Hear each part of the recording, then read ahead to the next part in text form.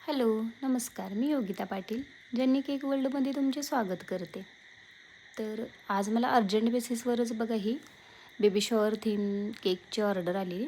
म्हणजे theme cake वगैरे असं काय त्यांनी सांगितलं नाही, पण केकवरती असं बेबी शॉवर वगैरे लिहा असं फक्त सांगितलेलं.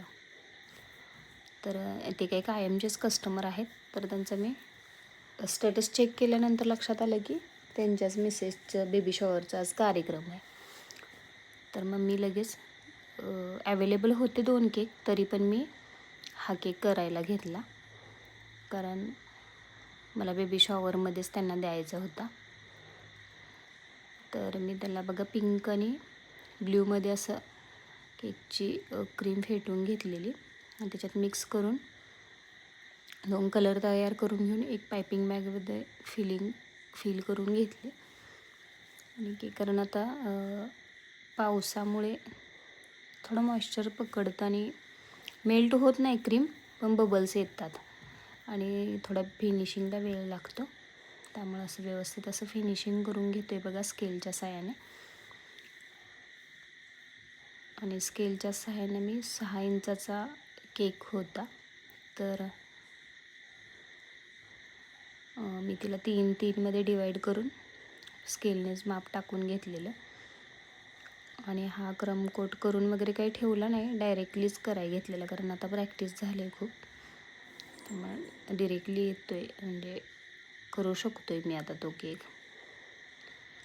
कारण मलाच ते केक फ्रीजमध्ये ठेवा, परत काढा, परत ते फिनिशिंग करा, हे मलाच खूप कंटाळवाणं वाटतं. त्यामुळे बऱ्यापैकी प्रत्येक केक ॲज इट इज लगेच करत असते.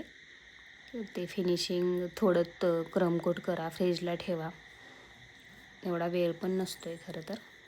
आणि आत्ता आहे पावसाळा, ऑर्डर कमी आहेत, तरी पण सवयच लागून गेली आता ती पटपट करायची. तर असं मी एकदम साधं सिम्पल असं डेकोरेशन करून दिलं बघा त्यांना, कारण कस्टमर डिमांड पण काही नव्हती. आणि मग मी त्याच्यावरती 2 इट्स बॉय आणि इट्स गर्ल्स असं टॉपर लावून दिले. नंतर ही आणि शी असं फक्त त्याच्यावर टाकलं आणि क्वेश्चन मार्क टाकून दिला बघा. आणि कसा वाटला केक तुम्हाला नक्की सांगा. थँक्यू. हा त्याचा फायनल रिझल्ट आहे बघा.